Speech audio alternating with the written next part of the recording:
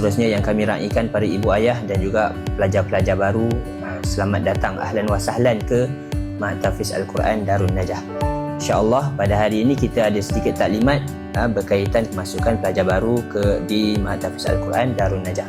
Alhamdulillah, pertama-tamanya kami mengucapkan jutaan terima kasih kepada tuan-tuan dan puan-puan, pelajar-pelajar semua kerana dapat hadir pada waktu yang ditetapkan, dan selamat datang sekali lagi kepada semua kerana mempercayai Ma'had Tahfiz Al-Quran Darun Najah untuk tuan-tuan dan puan-puan meletakkan anak-anak di sini untuk kami didik anak-anak tuan-tuan, insya-Allah. Dan saya Jamal daripada Nanding.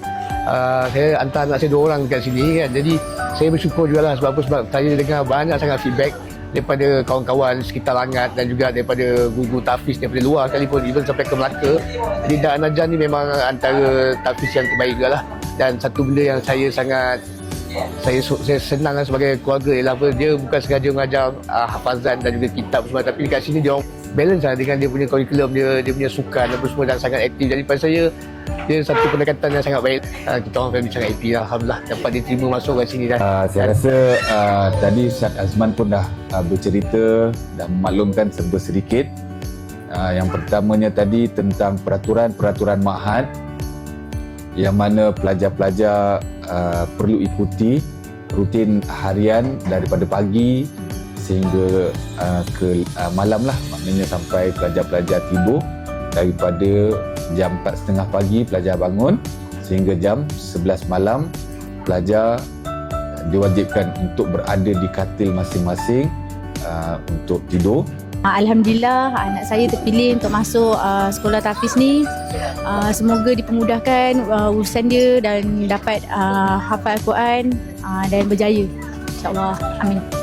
Alhamdulillah pada pagi ni kita dapat berkumpul dalam satu majlis taklimat pendaftaran pelajar-pelajar baru di Ma'had Tahfiz Al-Quran Darun Najah. Abi selaku pengerusi dan para asatizah mengalu-alukan kepada ibu bapa yang berada di Dewan Solat ni. Abi ucapkan kepada ibu bapa yang memberi kepercayaan, insya-Allah kami tak akan sia-siakan kepercayaan dan amanah yang telah ibu bapa berikan kepada kami untuk membimbing anak-anak tuan-tuan dan puan-puan agar mereka dapat ditarbiyah di sini dan menghafal Al-Quran.